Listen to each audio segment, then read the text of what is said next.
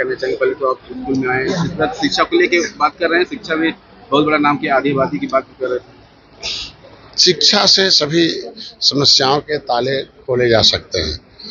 जैसा समस्या हो उतनी बड़ी शिक्षा चाहिए, और शिक्षा जो एक भावना से होती है। मैं अभी चाहता हूं कि जितने भी शिक्षा प्राप्त कर चुके लोग हैं, चाहे वो एजुकेशन क्षेत्र हो, चाहे किसी क्षेत्र में पढ़े लिखे लोग हैं, उनको सरकार की व्यवस्था से सब लोगों ने पढ़ा है। सरकार ने अवसर प्रदान किया, और सरकार की व्यवस्था जनता ने दी अपने पैसे से।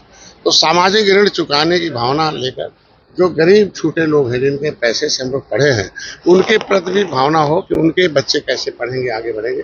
बिना शिक्षा के हम कब तक अनाज खिलाएंगे, कब तक उन्हें मकान देंगे, कब तक उनको हम इलाज कराएंगे, अनाज देंगे। तो मैं चाहता हूं उन्हें शिक्षा देकर स्वावलंबन आत्मनिर्भर बनाने का प्रयास किया जाए। तो जब सभी लोग मिलकर आएंगे, सभी लोग इसी तरीके से शिक्षा देकर, जैसे अभी राइट टू एजुकेशन में है, मैंने कहा कि उन जरूरतमंद बच्चों को, उन गरीब बच्चों को पढ़ाया जाए जो इनके पास कुछ भी नहीं है। और मेधावी छात्र बहुत अच्छे हैं, तो हर माँ बाप के 2-3 बच्चे अगर हैं तो एक जरूर उसमें बहुत तेज होता है। अगर एक ही को पढ़ा दिया ठीक से तो उनके परिवार का भला हो जाएगा, एक विकास की धारा में आ जाएंगे। तो आज के दिन में इस सेंट्रल अकेडमी पब्लिक जो है उद्घाटन किया, तो चेयरमैन साहब बहुत भले आदमी हैं। मैंने उम्मीद रखा हूँ शिक्षा जगत में एक चमत्कार लाएं, एक जो है कीर्तिमान स्थापित करें। इनका गौरव है। आज बड़ा हम लोग जब स्कूल में जाते हैं तो हम लोगों को प्राइमरी स्कूल नज़र आता है, जब बोरा लेके जाते थे, साफ करके बैठते थे, 5 किलोमीटर जाते थे। लेकिन हमारी सरकार ने अभी प्राइमरी स्कूल को भी एकदम एकेडमिक के बराबर उनको बेड, कुर्सी, टाइल्स, मतलब उनको अच्छा लगे, कोई भेद ना हो। और जो बड़े बड़े स्कूल हैं उसमें हमारी सरकार ने कह दिया कि नहीं, गरीब बच्चों को कुछ परसेंटेज पढ़ाया जाए। वो जो है अधिकारी भेजते हैं सेलेक्ट करके, लेकिन उसमें कुछ चालाक लोग हैं, अपने बच्चों को सेलेक्ट करा लेते हैं। तो अभी उनसे भी उम्मीद रखता हूँ कि उन गरीब बच्चे जो जरूरतमंद हैं, जो मेधावी, उनका सिलेक्शन कराएं। तो ये आज के दिन में उद्घाटन करना था। और क्योंकि संवैधानिक जो अधिकार न्याय ऐतराज हमारा चल रहा है जौनपुर में है, वहाँ अधिकारी है। और चूँकि बजट का लास्ट सेशन चल रहा है, तो विभाग से कुछ बैठक भी करनी है, उसको करने के नाते थोड़ा सा सवाल उसके बारे में आप समझ सकते हैं। देखो होता क्या है कि लोगों को उसकी सच्चाई में तो जाते नहीं हैं। कब किन परिप्रेक्ष्य में हम लोगों ने उसे बात की थी। जब रक्षक भक्षक बन जाएगा तो आदमी को आत्मरक्षा में कुछ भी कदम उठाना पड़ेगा। तो वो आत्मरक्षा की बात की थी कि हमारे लोगों ने जब इसी तरीके से गोरखपुर में कसरवल रेल में रेल आंदोलन चल रहा था, जबरदस्ती राज्य सरकार, रेल केंद्र का होता है, वहाँ सीआरपीएफ आती तो चल जाता। वहाँ उत्तर प्रदेश पुलिस जाके गोली चलाने लगे, आंसू गैस घोल रहे थे, तो ठीक था। सीधे गोली मारना, धड़ धड़, ये तो रक्षक ही भक्षक है ना। आज के दिन में आप तितर बितर करने के बहुत साधन थे, भाई आंदोलन चलाना तो हक था। और वहाँ जो है एक वर्ग के लोग थे, सारे यादव थे, सिपाही सब थे, फर्जी मुकदमा चला दिया।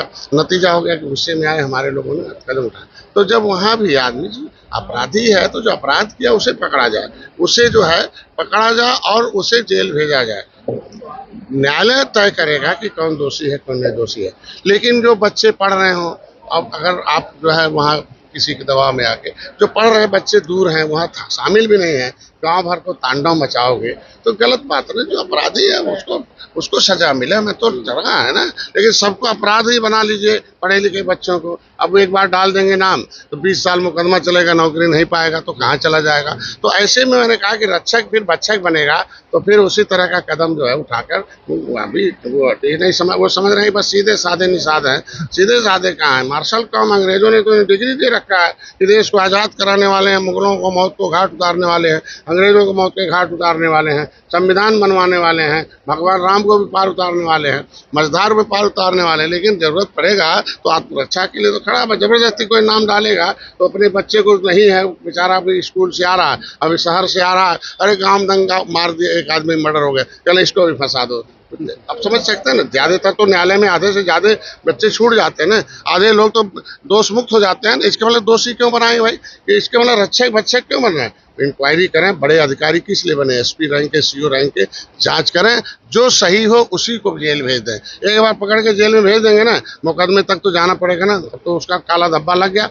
हम कह रहे हैं जो मेन एक्यूज हो उसे जांच करिए, उसे जांच के दायरे में लाइए, समिति गठित करिए, फिर उसको करिए और अपराध पर नियंत्रण करें। इस परिप्रेक्ष्य मैंने कहा था, और उसका दूसरा मेरा कोई श्रेय नहीं। लास्ट सवाल है। जिस प्रकार से वर्तमान राजनीति चल रही है, विपक्ष लगता है हमला करता, चाहे वो अपराध की बात हो, अपने कार्यकाल की बात करता है कि मेरे कार्यकाल में था और जो वर्तमान कार्यकाल चल रहा है। उनके कार्यकाल में कौन थे?